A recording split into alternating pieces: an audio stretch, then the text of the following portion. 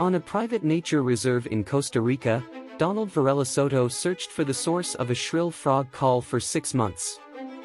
What he found turned out to be a new species, a tiny green tree frog that has been named Tlalicochyla celeste. Nestled in a valley between two volcanoes, Donald Varela Soto heard something unfamiliar. For 6 months, he searched for the source of a shrill frog call along the edge of a wetland in Tapir Valley Nature Reserve, a former cattle ranch in northern Costa Rica.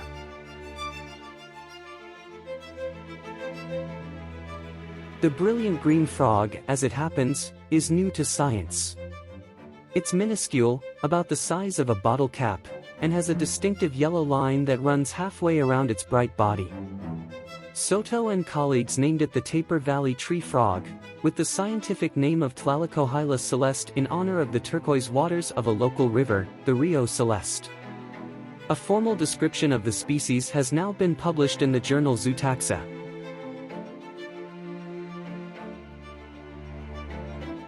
After Varela Soto found the first male frog on that rainy day in 2018, Valeria Aspinall, a biologist and one of the study's co-authors, found a female frog and observed frogs in amplexus, mating, and then laying eggs.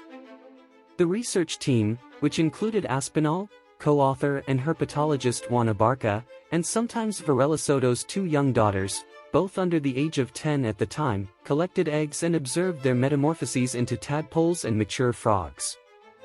These observations and DNA analyses confirmed that the species is indeed new to science. Scientists think the Tapir Valley tree frog may be critically endangered.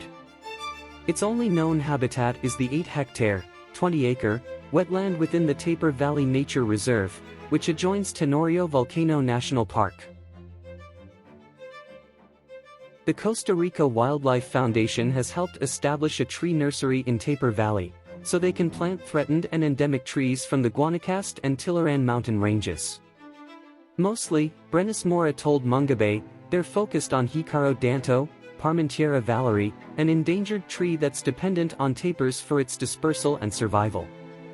It was tapirs that first drew Brenes Mora and the CRWF to the region around 5 years ago, after they heard reports of tapirs roaming around plantations in the area. Here, they saw the opportunity to connect and protect tapir habitat between 2 national parks, Miraval's Volcano National Park and Tenorio Volcano National Park. That work, which includes education programs, outreach to farmers and landowners, forest restoration and protection, is ongoing. So far, the Tapir Valley tree frog has only been found in this one wetland, primarily around the edges. Varela Soto and his team battle an invasive grass, likely brought in by cattle, at the wetland's edge. Thank you for watching this video. Please like, share and subscribe for more. Please also leave your comments and we love to hear from you.